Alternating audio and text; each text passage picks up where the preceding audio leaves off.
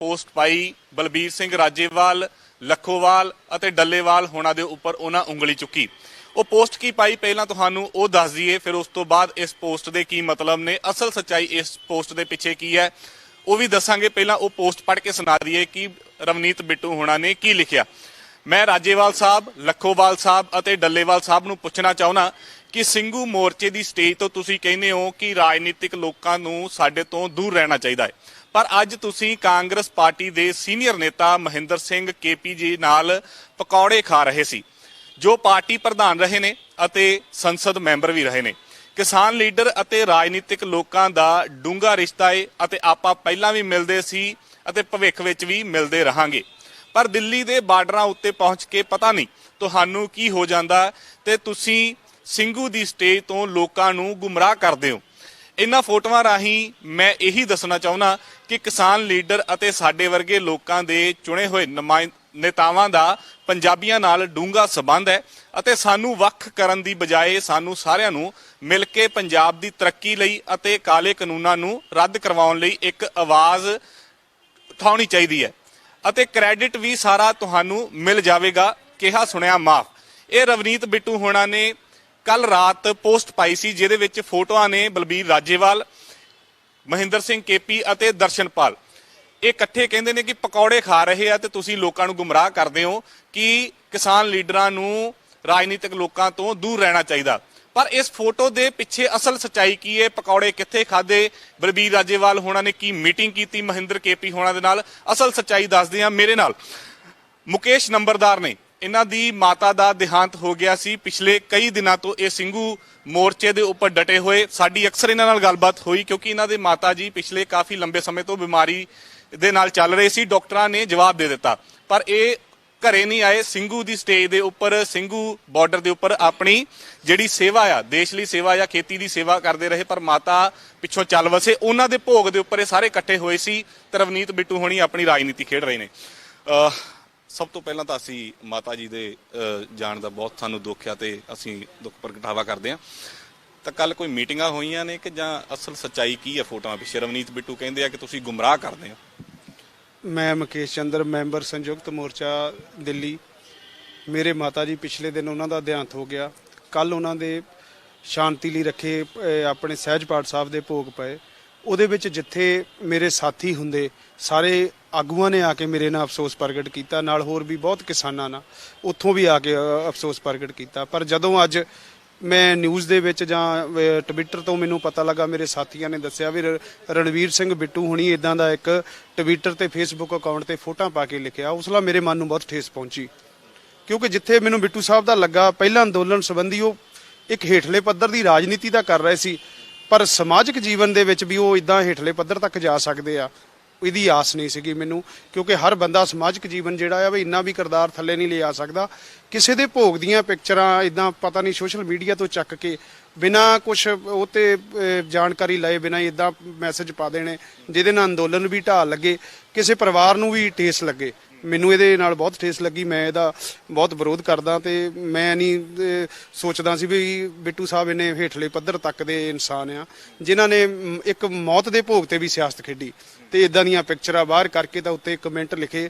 ਕਿਉਂਕਿ ਸਾਡਾ ਜਿਹੜਾ ਸਮਾਜਿਕ ਜੀਵਨ ਆ ਬਹੁਤ ਇੱਕ ਦੂਜੇ ਨਾਲ ਪਿਆਰ ਆ, ਅੰਦੋਲਨ 'ਚ ਤਾਂ ਹੋਰ ਵੀ ਪਿਆਰ ਪਿਆ। ਸਾਡੇ ਇਲਾਕੇ ਦੇ ਵਿੱਚ ਮੇਰੇ ਨਾਲ ਹਰੇਕ ਪੋਲੀਟੀਕਲ ਪਾਰਟੀ ਦੇ ਬੰਦੇ ਜਿਹੜੇ ਆ ਸਾਡੇ ਨਾਲ ਬਹੁਤ ਚਿਰਾਂ ਦੇ ਜੁੜੇ ਹੋਏ ਆ। 20-25 ਸਾਲ ਦਾ ਸਾਡੇ ਨਾਲ ਨਾਤਾ ਆ। ਹਰ ਪਾਰਟੀ ਦਾ ਲੀਡਰ ਸਾਹਿਬ ਮੇਰੇ ਨਾਲ ਅਫਸੋਸ ਕਰਨ ਆਇਆ, ਮੇਰੇ ਪਰਿਵਾਰ ਨਾਲ ਅਫਸੋਸ ਕਰਨ ਆਇਆ, ਸਾਨੂੰ ਹੌਸਲਾ ਦੇਣ ਆਇਆ ਤੇ ਇਲਾਕੇ ਦੇ ਕਿਸਾਨ ਵੀ ਬਾਹਰੋਂ ਵੀ ਕਿਸਾਨ ਆਏ।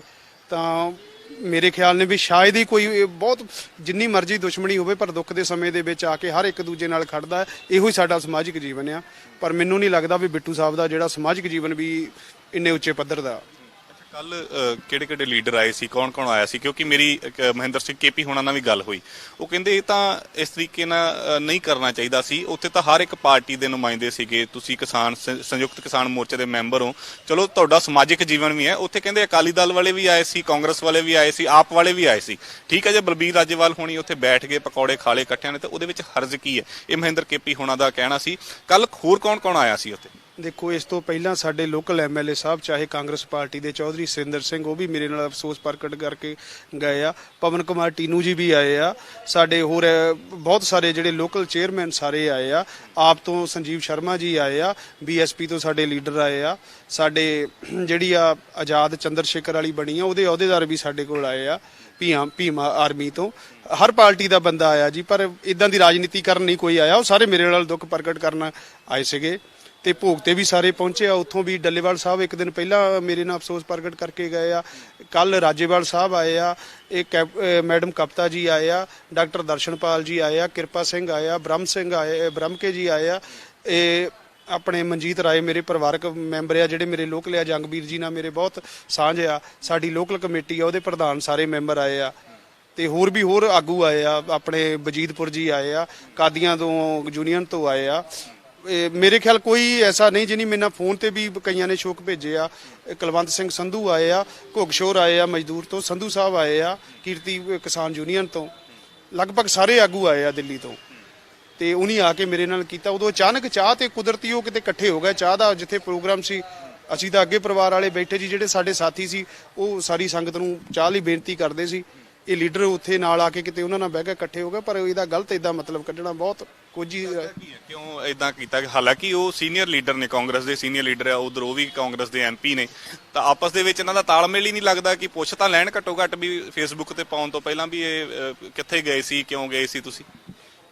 ਚਲੋ ਮੇਰੇ ਹਿਸਾਬ ਨਾਲ ਜੀ ਉਹ ਪਾਰਟੀਆਂ ਦੀਆਂ ਕਈ ਅੰਦਰੂਲੀਆਂ ਗੱਲਾਂ ਹੁੰਦੀਆਂ। ਪਰ ਸਮਾਜਿਕ ਜੀਵਨ ਦੇ ਵਿੱਚ ਕਿਸੇ ਦੀ ਮੌਤ ਦੇ ਭੋਗ ਤੇ ਇਦਾਂ ਦੀ ਰਾਜਨੀਤੀ ਕਰਨੀ, ਇਹ ਕੋਈ ਵੀ ਇਦਾਂ ਦਾ ਇਨਸਾਨ, ਮੈਂ ਹੁਣ ਕੀ ਸ਼ਬਦ ਵਰਤਾਂ ਵੀ ਨਹੀਂ ਕਰ ਸਕਦਾ ਵੀ ਇਹ ਤਾਂ ਕੋਈ ਹੇਠਲੇ ਪੱਧਰ ਦੀ ਸਿਆਸਤ ਕਹਿ ਲਓ ਇਹਨੂੰ ਜਾਂ ਰਾਜਨੀਤੀ ਵੀ ਆਪਣਾ ਚਾਹੇ ਚਮਕਾਉਣ ਦਾ ਕਹਿ ਦੇ ਲਈ ਨਹੀਂ ਹੋਣਾ ਚਾਹੀਦਾ ਸੀ। ਬਹੁਤ ਗਲਤ ਕੀਤਾ। ਇੱਕ ਦੋ ਲਾਈਨਾਂ ਨੇ ਮੈਂ ਹਾਈਲਾਈਟ ਕਰਨੀਆਂ ਚਾਹੂੰਗਾ। ਉਹਨਾਂ ਨੇ ਕਿਹਾ ਵੀ ਤੁਸੀਂ ਸਿੰਘੂ ਦੀ ਸਟੇਜ ਦੇ ਉੱਪਰ ਜਾ ਕੇ ਲੋਕਾਂ ਨੂੰ ਗੁੰਮਰਾਹ ਕਰਦੇ ਹੋ। ਤਾਂ ਅਖੀਰ ਦੇ ਵਿੱਚ ਉਹਨਾਂ ਲਿਖਿਆ ਕਿ ਕ੍ਰੈਡਿਟ ਜਿਹੜੀ ਵਾਰ ਆ ਉਹ ਕ੍ਰੈਡਿਟ ਤੁਹਾਨੂੰ ਹੀ ਮਿਲੂਗਾ। ਇਹਦਾ ਕੀ ਮਤਲਬ ਹੈ? ਦੇਖੋ ਜਥੇਬੰਦੀਆਂ ਦੇ ਚਾਹੇ ਆਗੂ ਆ ਉੱਥੇ ਪਹਿਲੇ ਦਿਨ ਤੋਂ ਇਹ ਬੋਲਦੇ ਆ ਕੋਈ ਕ੍ਰੈਡਿਟ ਲੈਣ ਨਹੀਂ। ਅਸੀਂ ਤਾਂ ਪੰਜਾਬ ਨੂੰ ਤੇ ਦੇਸ਼ ਦੇ ਕਿਸਾਨਾਂ ਨੂੰ ਬਚਾਉਣ ਲਈ ਉੱਥੇ ਲੜ ਰਹੇ ਆ। ਉਹਦਾ ਕ੍ਰੈਡਿਟ ਆ। ਉੱਥੇ ਜਿਹੜਾ ਅੰਦੋਲਨ ਦੇ ਵਿੱਚ ਹਰ ਬੰਦਾ ਹਿੱਸਾ ਪਾ ਰਿਹਾ, ਚਾਹੇ ਉਹ ਕਿਸਾਨ ਆ ਚਾਹੇ ਬਿਨਾਂ ਖੇਤੀ ਵਾਲੇ ਵੀ ਬਹੁਤ ਗਏ। ਸਾਡੇ ਮਜ਼ਦੂਰ ਭਰਾ ਵੀ ਗਏ ਆ। ਉਹ ਕ੍ਰੈਡਿਟ ਸਾਰਾ ਉਹਨਾਂ ਦੇ ਸਿਰ ਜਾਣਾ ਆ। ਇਦਾਂ ਦੇ ਰਾਜਨੀਤੀ ਗੰਦੀ ਕਰਨ ਵਾਲਿਆਂ ਦੇ, ਜਿੱਦਾਂ ਉਹ ਬਿੱਟੂ ਸਾਹਿਬ ਦਾ ਅੱਗੇ ਪਿੱਛੇ ਇੱਕ ਬਿਆਨ ਦਿੱਤਾ ਸੀ ਬਈ ਇਹ ਜਥੇਬੰਦੀਆਂ ਬੋਲਣ ਨਹੀਂ ਦਿੰਦੀਆਂ, ਐ ਨਹੀਂ ਕਰਨ ਦਿੰਦੀਆਂ, ਬਈ ਇਹ ਜਿਹੜਾ ਆ ਵੀ ਕਾਨੂੰਨ ਜਿਹੜੇ ਅਸੀਂ ਸੰਸਦ ਦੇ ਵਿੱਚ ਰੱਦ ਕਰਾਉਣੇ ਆ। ਤੁਸੀਂ ਸ਼ਾਇਦ ਇਸ ਬਿਆਨ ਨੂੰ ਕੀਤਾ ਹੋਊਗਾ। ਪਰ ਜੇ ਮੈਂ ਕਹਿੰਦਾ ਵੀ ਉਹ ਇੰਨੇ ਜੋਗੇ ਹੁੰਦੇ ਤਾਂ ਫਿਰ ਬਿੱਲ ਲਾਗੂ ਕਿਉਂ ਹੋਣ ਦਿੰਦੇ? ਜੇ ਉਹਨਾਂ ਦੀ ਪਹੁੰਚ ਜਾਂ ਉਹਨਾਂ ਦੀ ਮਨਸ਼ਾ ਹੁੰਦੀ ਤਾਂ ਬਿੱਲ ਲਾਗੂ ਨਹੀਂ ਹੁੰਦੇ। ਜਿਹੜਾ ਉਹ ਅੱਜ ਉਦੋਂ ਬਿਆਨ ਇਹ ਨਹੀਂ ਦਿੱਤਾ ਵੀ ਇਹ ਸੰਸਦ ਦੇ ਵਿੱਚ ਰੱਦ ਕਰਾ ਸਕਦੇ ਆ। ਤੇ ਇਹਨਾਂ ਦੀ ਮਨਸ਼ਾ ਜਿਹੜੀ ਆ ਉਹ ਇੱਕ ਰਾਜਨੀਤੀ ਚਮਕਾਉਣ ਦੀ ਆ। ਪਰ ਸਮਾਜਿਕ ਜੀਵਨ ਵੀ ਇੰਨਾ ਗਿਰ ਸਕਦਾ। ਰਾਜਨੀਤੀ ਤਾਂ ਉਹਨਾਂ ਦੀ ਪੱਧਰ ਪਹਿਲਾਂ ਹੀ ਸਾਬਤ ਹੋ ਚੁੱਕੀ ਸੀ। ਇੱਕ ਬਹੁਤ ਵੱਡੀ ਨਿਰਾਸ਼ਾ ਵਾਲੀ ਇਹ ਗੱਲ ਹੋਈ ਆ ਜੀ ਉਹਨਾਂ ਪ੍ਰਤੀ ਸਾਡੇ ਸਾਰਿਆਂ ਦੇ।